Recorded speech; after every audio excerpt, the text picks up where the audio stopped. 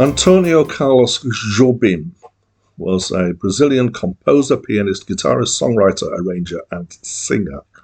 He is credited with having internationalized bossa nova, and he blended it with jazz.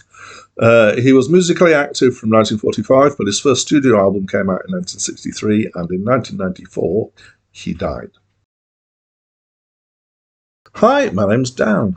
So this is the first album that is listed against this guy on Wikipedia, but I doubt whether it's the first album he was involved in, because his musical career stretched back 20 years before this. He wrote the music that is being played here, but they're all songs that had lyrics that have been written by other people. However, having said that those lyrics are incidental because this music is instrumental. He also, on this album, played guitar and piano.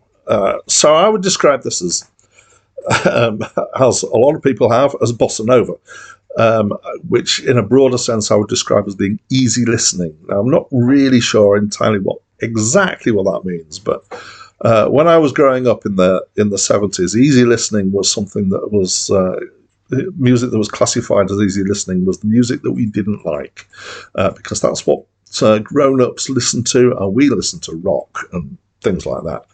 However, I have mused since that there's such a thing as difficult listening. I would say that this is not, I don't find this objectionable anymore, and I'd say it's a step up from on-hold music or supermarket music, as might have been thought of back in the day, because it's not lifeless. It is, however, pretty easy to listen to, and it's very accessible. It has drums, a double bass, a jazz guitar, and then you've got some strings giving some backing, and then you've got tunes there's a flute and a piano and a trombone. Of course, it was Antônio who played the piano here and the guitar. And apparently the producer didn't want it to be known that he played the piano. In fact, didn't want him to play the piano on the album. He had to fight for that. The guitar chords are really quite dull in this album. It's just kind of plink, plink, plink along as a accompaniment, whereas the piano is much more interesting.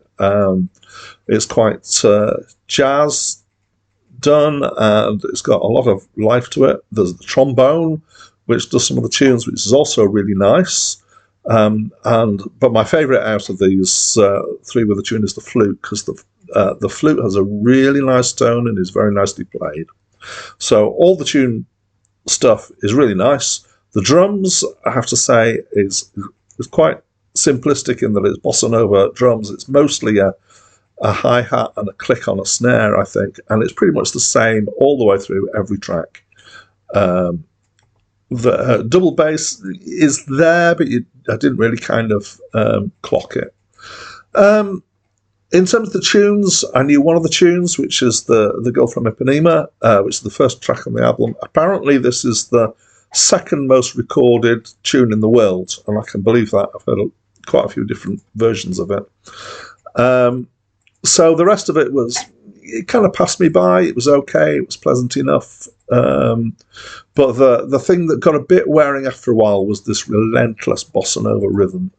All the rhythms for the track seems to be about the same speed, and although there's different tunes going on, it becomes a kind of continuum of bossa nova.